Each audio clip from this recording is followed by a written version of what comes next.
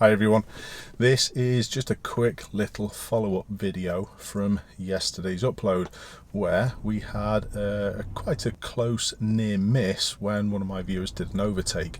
I went into a little bit of detail about what he could see and what he couldn't and what he should have done, as usual, but I did mention towards the end of the video about meeting impact speed, and a couple of viewers said that I was wrong on this. Well, let's first of all have a little listen to what I did say. If you're thinking of overtaking is probably the most dangerous thing that you're ever going to do. Driving. If someone was to come the other way and you were doing 60 and they were doing 60, that's a meeting impact speed of 120 miles an hour, and that's a lethal one. So as you can hear and see, I didn't say about any of the forces that are involved if you have two vehicles meeting head on head. Now, I did see the Mythbusters video on this subject and thought it was very, very good.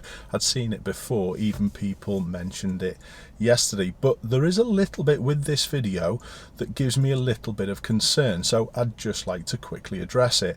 For me, the Mythbusters video, even though it's absolutely spot on regarding the physics, it doesn't really give people a good sense of road safety. Maybe it lulls them into thinking that head-on-head crash isn't as dangerous as it actually is. Here's one of my early analysis videos.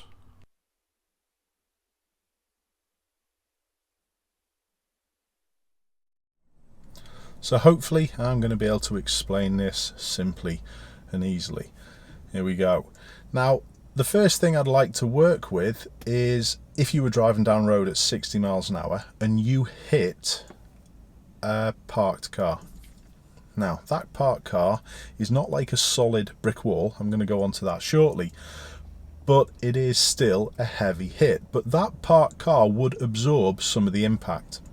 And what people don't really understand, that a lot of the time it's the G-forces involved which actually cause most of the injuries. It's the sudden stop. So if you were to hit a parked car, that parked car would move a little. It would also absorb some of that impact and those G-forces, and it wouldn't be as bad as hitting a solid brick wall. A solid brick wall, you go from 60 to 0 instantly, and that is way, way, way worse than hitting the parked car. I hope you're following. So what happens when you've got that car coming from the opposite direction? Well, it's no different than hitting a solid brick wall. Reason being is you instantly again go from 60 to 0 like that. So hitting a brick wall and a head-on crash are exactly the same.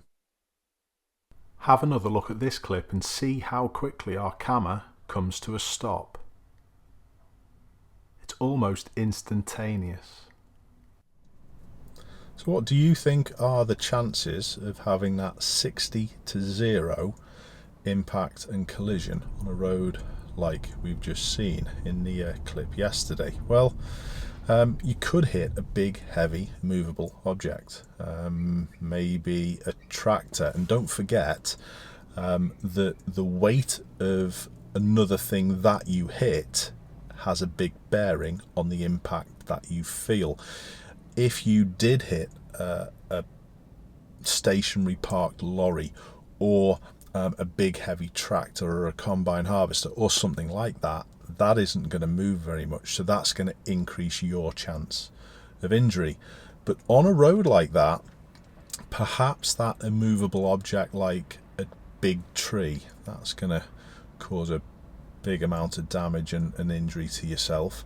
But apart from that, it's that oncoming car which then is going to make the impact feel as though you're hitting a brick wall.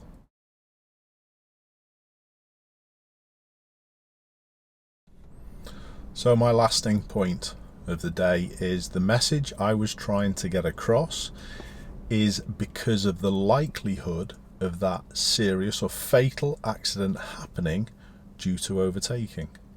So it's not about Ashley proved right or wrong, that's irrelevant. It's always about road safety.